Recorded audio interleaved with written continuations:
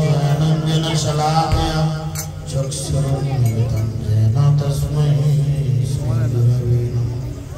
नमोऽयं विष्णुपादाय कृष्णपृष्ठाय भूतले सुमते जयपताका स्वामिनिति नामिने। नमो आचार्यपादाय निताय कृपाप्रदायिने गौरकथा धामोदाय नगरग्रामोद्धारिणे। नमोऽयं विष्णुपादाय कृष्णपृष्ठाय भूतले श्रीमते भक्तिवेदान्त स्वामिनिति नामिने।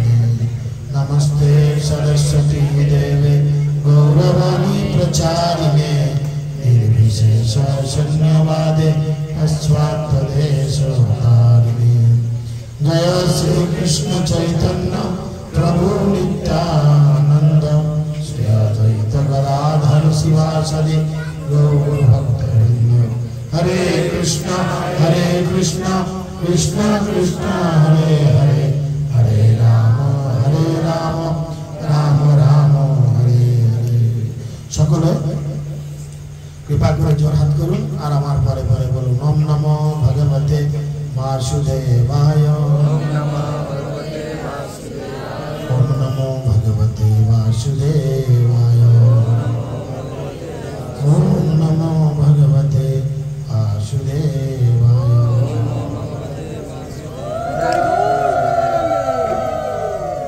हरे कृष्ण। सर्वप्रथम सकल के आंतर्जातिक कृष्ण भावनामृत संघ तथा इस्कन नामहट्टर पक्ष থেকে शुभ दामोदर मासेर প্রীতি শুভেচ্ছা এবং অভিনন্দন জ্ঞাপন করি। আপনারা সকলেই জানেন এখন সেই মহাপবিত্র মহিমান্বিত দামোদর মাস বা দামোদর ব্রত চলছে। এই মাসে আমাদের কতগুলি করণীয় বিষয় আমরা प्रत्येक क्लासे सकल के बार बार रिमाइंड करिए दीची कि ना अधिक हरिनाम जप, बेशी करे हरिकथा श्रवण, श्री श्री दामोदर के प्रदीप निवेदन एवं साधु संग এই চারটি আমাদের এই মাসের মুখ্য কর্ম। তো যাই হোক আপনারা সকলেই কম বেশি অবগত রয়েছেন যেই মাসে দামোদরকে যদি আমরা কেউ একবার মাত্র একটি ঘৃত প্রদীপ বা বাদাম তেলের প্রদীপ বা তিল তেলের প্রদীপ নিবেদন করি তাহলে ভগবান আমাদের অনন্ত কোটি জীবনের অপরাধে মুখে গরম তেল ঢালবো দিন চুপ করে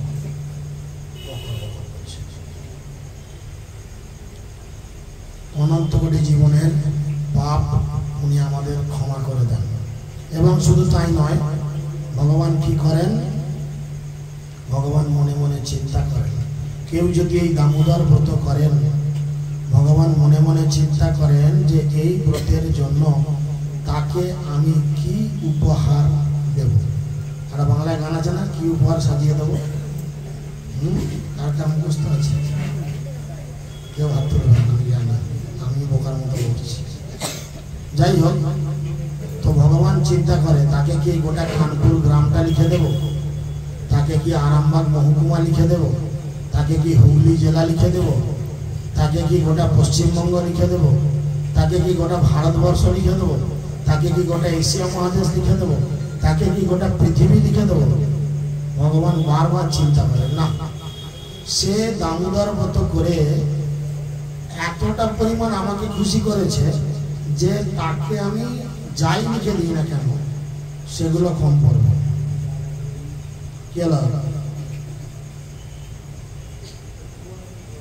এটা বলো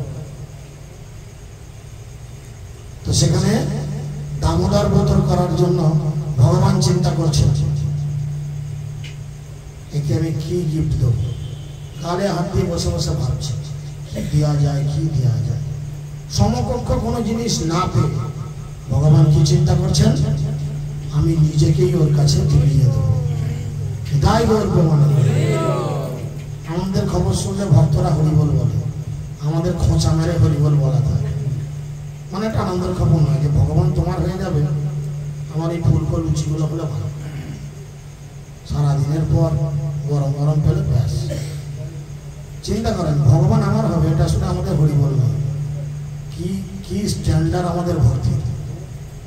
আমাদের মাঝে মধ্যে নারুগোপাল প্রভু বলেন, ভক্তদের আনন্দ হলে কি বলে, জাগতিক লোকের আনন্দ হলে কি বলে, হিপি ঘুরে বলে না।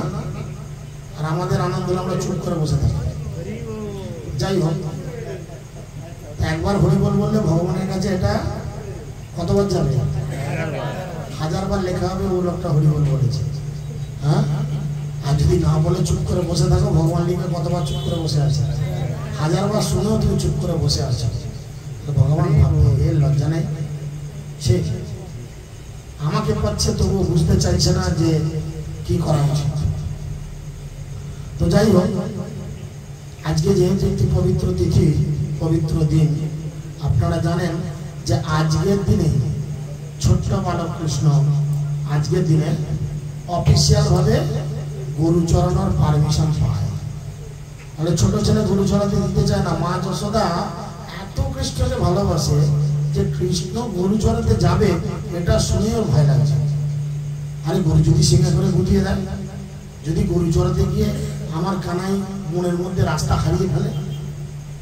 এই আজকের দিনে সকাল থেকে মা যশোদা উঠে কৃষ্ণকে নিয়ে কি করেছে, সকাল ছোট ছেলেদের মায়েরা চান করিয়ে দেয়, তাই না? কৃষ্ণকে চান করানোর পূর্বে মা যশোদা আজকের দিনে পা থেকে মাথা পর্যন্ত গোবর লাগিয়েছে। কি লাগিয়েছে? কেন না, গোবর হচ্ছে অতি পবিত্র। মা যশোদা জানে আমার কানাই জন্মানোর সাথে সাথে 3 দিন থেকে বিভিন্ন রাক্ষস খক্ষসকে তাড়া করে বেড়াচ্ছে। তাই কানাইকে যদি জঙ্গলে একা পায়, রাক্ষস কি করবে, কি করবে, হালুম করে খেয়ে নেবে, তাই না? হালুম করে খেয়ে নেবে সঙ্গে সঙ্গে। তাই যাতে রাক্ষসের কোনো খারাপ দৃষ্টি না পড়ে, তাই কানাই কৃষ্ণকে চিন্তা করেন যার নাম উচ্চারণ করলে সারা জগৎ পবিত্র হয়ে যায়, যার কথা চিন্তা করলে চেতনা কলুষিত মুক্ত হয়, তাকে পবিত্রকরণ করার জন্য মা গোবর মাখিয়েছে। চিন্তা করে দেখেন কি বাৎসল্য প্রেম। বাৎসল্য প্রেমে ভুলে গেছে যে ইনি হচ্ছেন অনন্ত কোটি জগতের মালিক। শুধু গোবর মাখিয়ে চান করার নেই, নিয়ে গেছে জল পড়া তেল পড়া খাওয়াতে। আগেকালকার দিনে সব ডাক্তার ফাক্তার থাকতো না বেশি, ওই লোকে তেল পড়া জল পড়া ফু ঝাঁটা পিটা এইসব ব্যাপার ছিল। আমাদের আরামবাগে একটা ছিল মায়া খেপা বলে, আমাদের আরামবাগে পুরাতন লোক জানতো। হ্যাঁ, মা পায়ে করে গোড়ালে দিত, ধর্ম জানে, মা পায়ে করে গোড়ালে দিত। কোমরে ব্যথা লাগলে একবার কাছে গিয়ে দাঁড়ানো, মা পায়ে করে ধ্যাক করে গোড়ালে দেবে, ছেড়ে যাবে, সত্যি ছেড়ে যেত। জানি না, হয়তো ভগবান প্রদত্ত কিছু ছিল তার। তো যাই হোক, তো মা যশোদা কি করেছে, কৃষ্ণকে কোলে করে নিয়েছে, নিয়ে যাচ্ছে most senior citizen of Vrindavan কে, পূর্ণমসী, যিনি হচ্ছেন স্বয়ং যোগমায়া, কৃষ্ণের 3 শক্তি। কি কি? যোগমায়া আর মহামায়া আর হচ্ছে আমরা জীব ততস্থ। বুঝা গেল? ভগবান দাবা করে কৃষ্ণকে নিয়ে গেছে, আর যোগমায়া দেবী দূর থেকে বুঝতে পারছে যে মা যশোদা কৃষ্ণকে আনছে। কি কারণ যোগমায়া বুঝতে পারছেন, তিনি তো কৃষ্ণের এক শক্তি। তিনি বুঝে মনে মনে জোরহাত করে চোখ বন্ধ করে ভগবানের কাছে বলছেন, হে প্রভু, এ তোমার কি লীলা? আমি তোমার চরণের এক নগণ্য দাসী, আর তুমি কিনা আমার কাছে আসছো ওই তেল পড়া জল পড়া ফুল দিতে। মা যশোদা নিয়ে এসে পূর্ণমসীর পায়ের কাছে কৃষ্ণকে শুইয়ে দিয়েছে, দিয়ে বলছে, ও মাসি, আমার ছেলেটাকে একটু ভালো করে ছেড়ে ফেলে দাও তো। আজকে থেকে আমার ছেলেকে গরু চড়াতে ছাড়বো, যেন ভূত প্রেত বা কোনো হাওয়া না লাগে বা কেউ যেন নজর না দেয়। আগেকালকার দিনে মায়েরা, এখন কেউ কোন কোন মায়েরা ছেলে পুলে আঙুল কামড়ে থুম করে থুতু দেয়, কেউ দেয় না। বা বলবি তোর মা দেয়, তোর মা দেয়, তোর মা এমনি কামড়া দেবে, এগুলি তুমি যারা খুশি হয়েছে। আগেকালকার দিনে কুড়ি আঙুলটা কামড়াতো, মনে আছে? তখন স্কুল যেতাম, মা কি করতো, কুড়ি আঙুলটা কামড়ে দিত, আর এইখানে আর পায়ের নিচে একটা কালো ওই ইয়ে টিপ, কাজলের টিপ দিত, আর থুতু করে দিত, গায়ে থুতু দিচ্ছে। সেটা বুঝে স্কুল যাচ্ছে কোথায়? হ্যাঁ, দিত যাতে কারণ কিনা লাগে, মজা না লাগে। কৃষ্ণকেও শোনেন কত হাসির ঘটনা। কৃষ্ণ ভালো করে এখন মানে ধুতি পরতে জানে না, ওই আমাদের ওই রাইয়ের মতো অবস্থা, বুঝতে পেরেছেন? ওরকম ছোট্ট বাচ্চা, মাত্র ওই 4.5 বছর 5 বছর, সে ধুতি সামলাবে না নিজের কোচা সামলাবে? ধুতি মানে অনেক ব্যাপার, পেছনে একটা সামনে একটা, কত বোঝায় দিক ওদিক। কৃষ্ণকে ছোট্ট করে ধুতি পরিয়ে দিয়েছে, আর বলরামকে বলছে বাবা একটু ভাইকে দেখবি, তোর ভাই ছোট তো ভালো করে হাঁটতে পারে। কৃষ্ণ বলরামের কাছে যেতে গিয়ে 2বার ওদাম করে পড়ে গেছে, 2বার পড়ে গেছে, উঠে ধুলো ঝাড়ছে, কৃষ্ণ নিজে ধুলো ঝাড়ছে, মা ছুটে যাচ্ছে, আবার বলছে কৃষ্ণ তোর লাগেনি তো? মানে মনে হচ্ছে যেন এই দেখাই শেষ দেখা, আর দেখা হবে না, এরকম করছে মা যশোদা। মানে ছেলে গুরুযোগে বিকালে ফিরবে, কিন্তু ওনার মধ্যে এত উদ্বেগ উৎকণ্ঠা। আর কি করেছে, টিফিন, স্কুলে গেলে মায়েরা টিফিন দিত কিনা, বাবা সব টিফিন খেয়ে নিবি, কাউকে দিবি না, ফেলবি না, শেখাতো। আর জানে কৃষ্ণ টিফিন খাবে কি না খাবে তার ঠিক নেই। বলরাম একটু বয়সে বলো, বলরামকে বলছে বাবা ভাই তোর ছোট, টিফিন সবসময় ঠিক মতো খায় না, ওকে কি করবি, ওকে ভালো করে একটু টিফিনটা খাইয়ে দিবি। বলরাম বলে ও কোথায় তোমার দেয়া টিফিন খায়, তোমার দেওয়ার টিফিন রেখে দিয়ে ও দুনিয়ার বন্ধুদের টিফিন কৌটোর মধ্যে হাত ধরে টেনে হিঁচড়ে বার করে সেখান থেকে খায়। কৃষ্ণ স্বভাব ছিল এরকম। আপনি যদি খেতে খেতে বলেন একবার কৃষ্ণকে, কৃষ্ণ দেখেছিস আজকে নামপুরিটা যা করেছে না বিদ্যুৎ আর বিকাশ করবো, কৃষ্ণ ভাই দাঁড়া, গালটার মুখটা ধরে হাঁ করবে, গালটা হাঁ করিয়ে মুখের মধ্যে আঙুল ঢুকিয়ে ওই থুথু লালা মাখা এটাকে টেনে বার করে। খেতে পারবেন এটা? বলেন কোনো বন্ধু খেতে পারবেন এটা? হ্যাঁ, তোর দাঁতে পাই দিয়ে আছে, মুখে বন্ধ ধরো খাবুন। কৃষ্ণ সব মানত মুখের মধ্যে আঙুল ঢুকিয়ে লালা ঝোলা মাখানো ওই সেই তরকারি বা রুটি বা পরোটা যা আছে আঙুল ঢুকে টেনে বার করে থুতু মাখাটাই মুখের মধ্যে দিয়ে পরম আনন্দে চোখ বন্ধ করে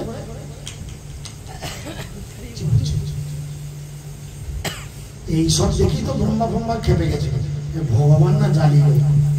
হ্যাঁ, ভগবান লোকের হ্যাঁ, ভগবান লোকের হয়ে ঘাড়ে ছেলে পুলে নিয়ে চলে মনে হচ্ছে জ্বালিয়ে নয় কোনো মায়ের।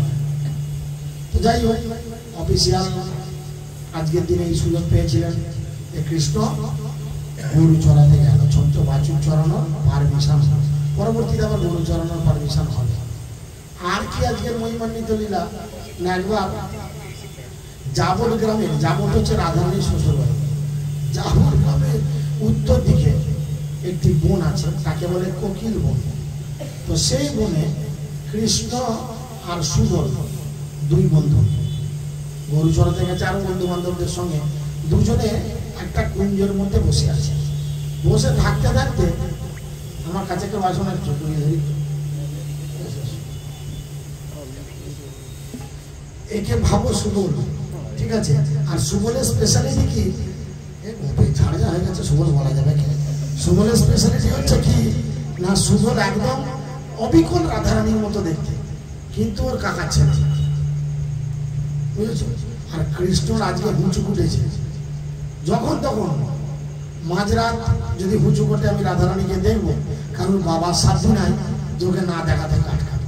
তাই জঙ্গলের মাঝে যে কুত্তা ভাবাবে, নাহলে শকুন চাচাবে, কোকিল চাচাবে, থেকে থেকে শুধু জড়িয়ে যাচ্ছে রাধে রাধে রাধে রাধে রাধে রাধে, আর থেকে থেকে চুন খেতে যাচ্ছে।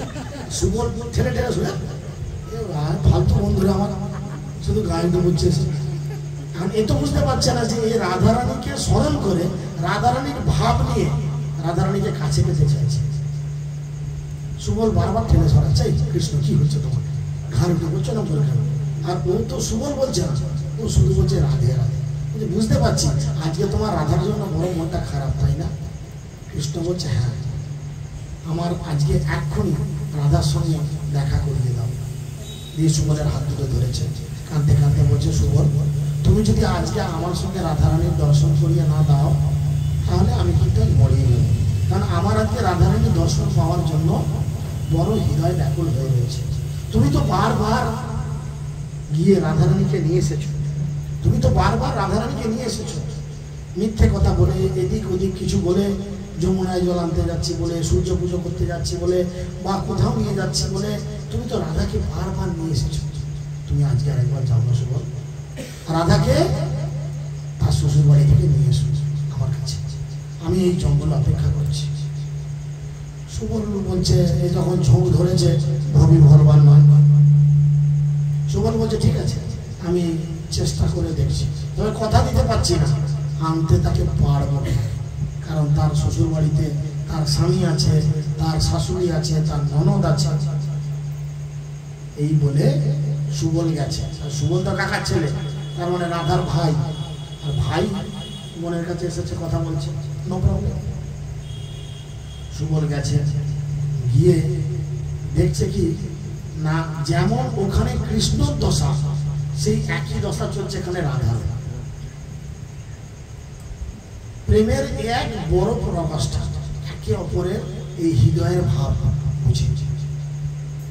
রাধারানীর একই অবস্থা, এমন তার শরীরে টেম্পারেচার এসেছে যে সখীরা তাকে কলা পাতায় শোয়াচ্ছে, সাথে সাথে কলা পাতাটা শুকিয়ে খড়মড়ে হয়ে যাচ্ছে। চিন্তা করেন, একটা গাছে কলা পাতা শুকাতে কতদিন টাইম লাগে? একদিনে শুকায়? খড়মড়ে করে শুকাতে বহুদিন টাইম লাগে। কিন্তু রাধারানীর গায়ে এত বিরহ জ্বর, টাইফয়েড জ্বর নয়, ম্যালেরিয়া জ্বর নয়, ভাইরাল ফিভার নয়, কি জ্বর? বিরহ জ্বর। কৃষ্ণকে না পাওয়ার যে জ্বর, যে বেদনা তার শরীরের মধ্যে হচ্ছে, তার ফলে কি হচ্ছে? গায়ের টেম্পারেচার। আর সেই জ্বর কমানোর জন্য রাধাকে যখন কলা পাতায় শোয়াচ্ছে, পাতা শুকিয়ে যাচ্ছে। সুবল ঘরে ঢুকেছে, ঢুকে দেখছে কি করে রাধাকে আমি বলি, এ তো কৃষ্ণর থেকেও ফেরোসাস অবস্থা। কিন্তু আবার মনে পড়ছে আমার ওই দিকের বন্ধু, সে তো মাটিতে বসে কান্না করছে রাধার জন্য, রাধে রাধে করে কান্না করছে, আমাকে জড়িয়ে ধরছে বারবার, রাধা মনে করে আমার কাছে আসছে ছুটে। তখন সুবল গিয়ে রাধারানীর কানে কানে বললেন, রাধে, কৃষ্ণ তোমার সঙ্গে দেখা করতে চায়।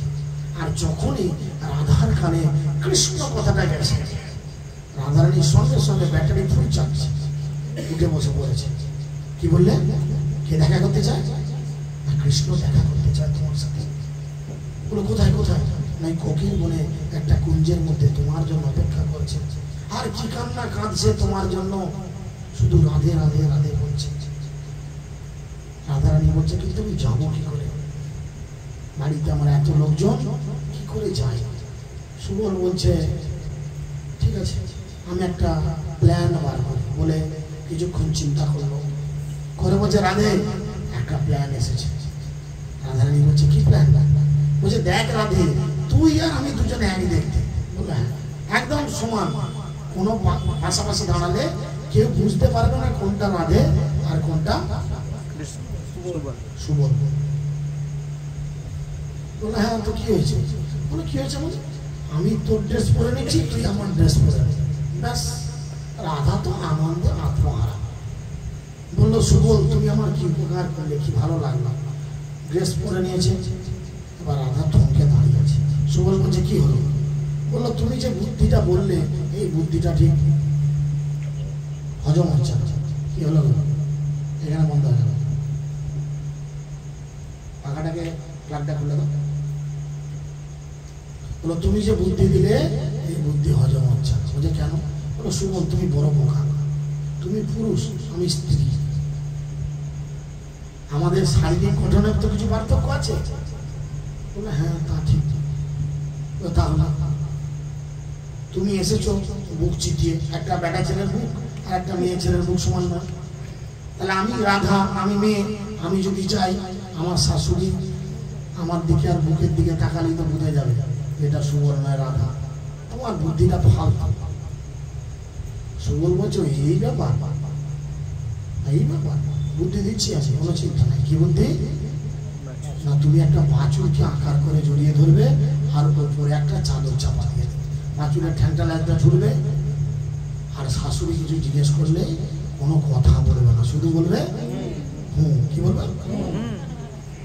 তোমাদের বলতে হবে কিন্তু জিজ্ঞেস করছে, ঠিক আছে?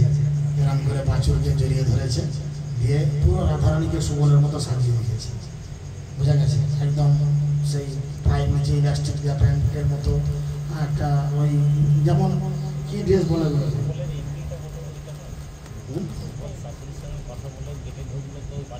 হ্যাঁ বলতে ভুলে গেছি। সুবল তার আগে যখন ঢুকেছিল তখন শাশুড়িকে বলেছিল, জিজ্ঞেস করছে কি গো সুবল কি ব্যাপার, আমাদের একটা বাছুর হারিয়ে গেছে, বাছুর খুঁজতে গেছি। সেই জন্যই বাছুর ধরিয়েছে, মুখে বাছুর ধরে যাচ্ছে। এবার রাধা কি করেছে, সাড়া দেবে না, আরাম করে বাছুরকে জড়িয়ে ধরে যাচ্ছে। শাশুড়ি জিজ্ঞেস করছে, শাশুড়ি চোখে একটু কম দেখো, কান খাড়া, বিশাল কানে শোনে, খুড়ুম করে আওয়াজ হলে শাশুড়ি একদম বলবে কেরা যাবো সাটাটা নিয়ে, একদম খড়মড়ে সব। কিন্তু চোখে আবার কম দেখে, বুঝে গেল? মানে এরকম অনেকগুলো আমরা এই তো দামোদর মাসে এরকম অনেক লীলা আছে, তাই না? যে রাধারানী বাথরুম উঠছে 14 বার, কৃষ্ণর সঙ্গে দেখা করে বলে, মনে পড়ছে সেই লীলাটা?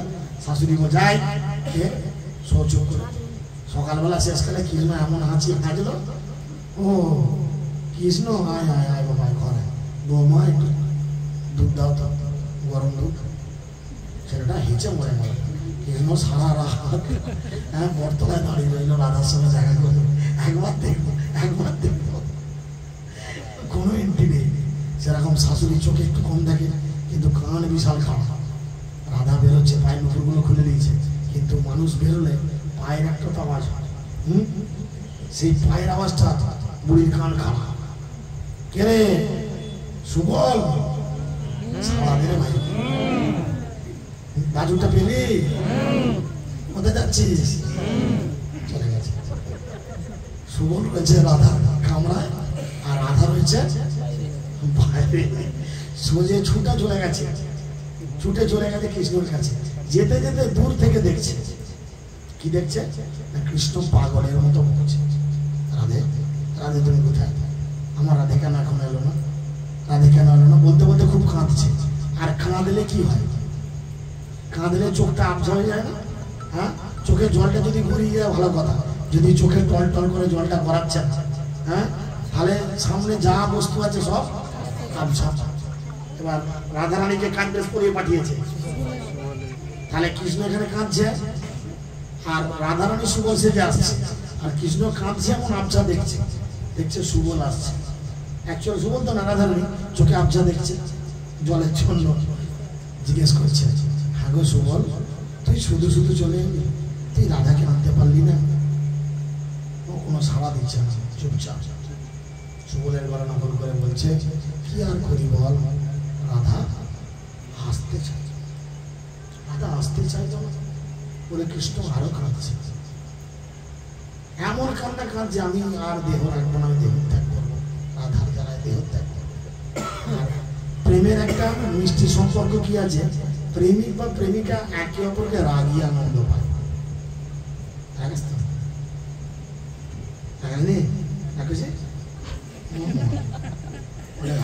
আমি এখনো তো রাগাই করে নিজের মতো, ইচ্ছা করে রাগাই পেছনে চিমনি কাটে, রেগে লাল হয়ে যায়।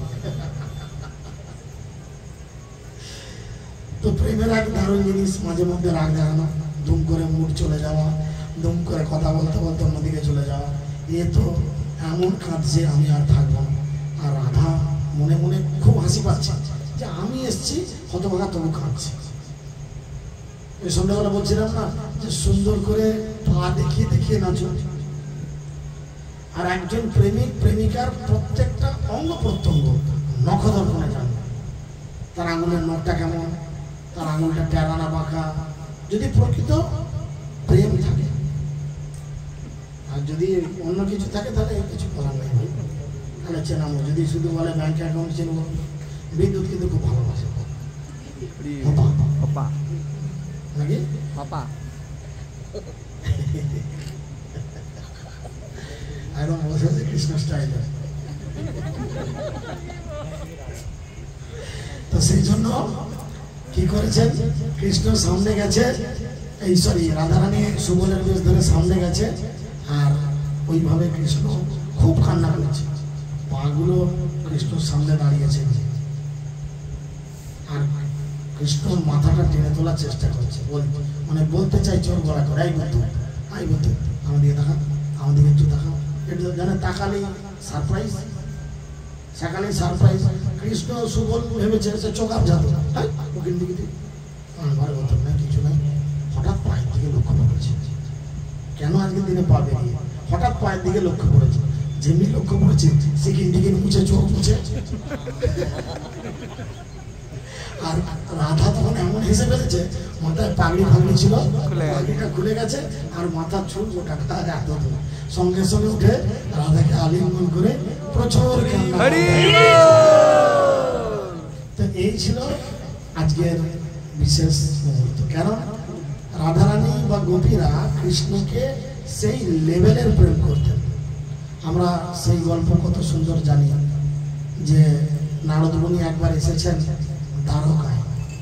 দ্বারকায় এসে কি করছেন দেখছেন কৃষ্ণর আজকে মাথার যন্ত্রণা হচ্ছে, একদম মাইগ্রেনের যন্ত্রণা, মাথার যন্ত্রণা চলছে, বুঝে গেল? তো কৃষ্ণ বলছে আমি বাঁচব না নারদ, আমি মনে হয় সূর্যাস্তের মধ্যেই মারা যাব। তো নারদ বলছে কেন প্রভু আপনি বলেন, কোন ওষুধের দোকানে কোন ডাক্তারের কাছে গেলে, কোন হসপিটাল নার্সিংহোমে গেলে আপনার এই মাথা যন্ত্রণার ওষুধ পাওয়া যাবে? কৃষ্ণ বলছে তুমি কি আমায় সে ওষুধ এনে দিতে পারবে? বললো হ্যাঁ আপনি বলেন না, আমি নারদ, আমি ত্রিভুবনে সব জায়গায় যেতে পারি। তো বললো সূর্যাস্তের আগে যদি কোনো শুদ্ধ ভক্তের চরণ ধুলো তুমি আমার মাথায় দিতে পারো, তাহলে কি হবে? তাহলে আমার মাথার যন্ত্রণা কমে যাবে। নারদ বললো এই ব্যাপার, এক্ষুনি চলে আসবে। সঙ্গে সঙ্গে চলে গেল কৃষ্ণের মহিষীদের কাছে, স্ত্রীদের কাছে। কৃষ্ণের কতগুলো স্ত্রী? 16,108। 16,108। একাধ বউ নয়, একটা না দেয় আর একটা, একটা না দেয় আর একটা, আর একটা না দেয় আর একটা, কোনো না কোনো বউ দেবে। একটা একটা ধুলে যাবে কৃষ্ণ বলছে।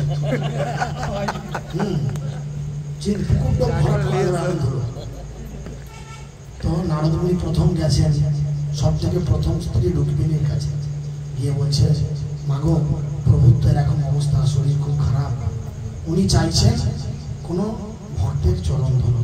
তো মা তুমি তো প্রভুর বড় ভক্ত, তুমি দয়া করে একটু প্রভুর জন্য দাও। রুক্মিণী বলছে পাগল নাকি?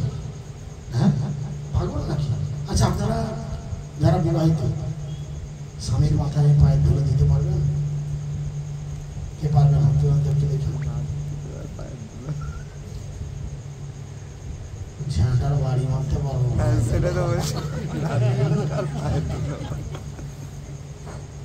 চিন্তা করো ভবিষ্যৎ সব অন্ধকার। হ্যাঁ এমন সব মেয়ে ছেলে বিয়ে করে নিয়েছে, কেউ দিচ্ছে না। রুক্মিণীও দেয়নি, না না আমি পারবো না। সত্যভামার কাছে গেছে, সত্যভামা এই ব্যাপার তুমি দেবে না? সত্যভামাকে বলছে এরকম ব্যাপার। সত্যভামা বলছে না না প্রভু, না আমার পক্ষে সম্ভব না। এ কি বলছে? আমার স্বামীর মাথায়, প্রভুর মাথায় আমি চরণ ধরে দেবো? এ পাগল নাকি? পাপে মরে যাবো, নরকে চলে যাবো। এইভাবে সব স্ত্রীকে বললেন, কোন স্ত্রী রাজি হল না। ব্রহ্মাজির কাছে গেলেন, প্রভু আপনি তো অনন্ত কোটি জীবন ধরে ভগবানের ভক্ত, আপনি আপনার চরণ ধুলো একটু দেন, প্রভুর মাথা যন্ত্রণা হচ্ছে, বিকালে সূর্য ডুবে গেলে প্রভু আর বাঁচবে না বলেছে। ব্রহ্মা বলে পাগল নাকি? একদম না, আমি নরগতি চাইতে। শিবজির কাছে গেল, সেই একই ভাষা। মন খারাপ করে নারদ ভগবানের কাছে ফিরে গেলেন। কৃষ্ণ জিজ্ঞেস করলো কি হলো নারদ, মুখ কাঁচুমাচু করে ফিরে এলে? তুমি যে বললে ওষুধটা আমাকে তুমি এনে দেবে এক্ষুনি। বললো প্রভু বড় দুর্ভাগ্য, আপনার চরণ ধুলি, আপনাকে কেউ চরণ ধুলি দিতে চাইছে, কেউ চাইছে না। বলো তুমি সব জায়গায় গেছিলে? বলে হ্যাঁ প্রভু, আমি ত্রিভুবনের প্রত্যেকটা জায়গায় গেছিলাম। বললো তুমি একবারও বৃন্দাবনে গেছিলে? বুঝতে পারছি। হ্যাঁ বলো না প্রভু, সাধারণ লোক আপনার এত নামি দামি স্ত্রী তারা কেউ দিতে চাইল না, আর বৃন্দাবনে কি করে যায়? বৃন্দাবনে তো সবাই আপনাকে কত শ্রদ্ধা করে ভক্তি করে, সেখানে কেউ দেবে না প্রভু। বলো তুমি একবার যাও বৃন্দাবনে গিয়ে গোপীদের কাছে, রাধার কাছে একটু বলে দেখো। তো নারদ মুনি গেলেন, রাধারানী কৃষ্ণের বিরহে কান্না করছেন, গোপীরাও কান্না করছেন। গোপীদের কাছে গিয়ে, রাধারানীর কাছে গিয়ে যেই মাত্র নারদ মুনি বললেন যে কৃষ্ণের শিরোপীড়া হচ্ছে ক্ষমার ওষুধ, কেউ কোথাও খুঁজে পাচ্ছি না। গোপীরা জিজ্ঞেস করলো কি ওষুধ? রাধারানী বলল কি ওষুধ? নারদ মুনি বললেন প্রভু বলেছেন তার ভক্তের চরণ ধুলো যদি তার মাথায় লাগানো যায় তাহলে তার শিরোপীড়া কমবে। রাধারানী সঙ্গে সঙ্গে পা বাড়িয়ে দিল, যাও নিয়ে যাও। গোপীরা সবাই পা বাড়িয়ে দিল, তোদের দিতে চাইছি পড়াচ্ছি। সমস্ত গোপীরা রাধারানীরা সঙ্গে সঙ্গে পা বাড়িয়ে দিল। নারদ মুনি অবাক হয়ে দেখছে, বলো তোমাদের ভয় করছে না? তোমাদের নরকগতি হবে, পাপ হবে, ভয় করছে না? বলো না, ভয়ের কি আছে? ভয়ের কি আছে? আমরা যদি তাকে প্রকৃত প্রেম করি, তার যদি মঙ্গল চাই, আমরা যদি নরকেও যাই, তবু যদি সে ভালো থাকে, সে সুস্থ থাকে, আমরা নরকে যেতে রাজি আছি।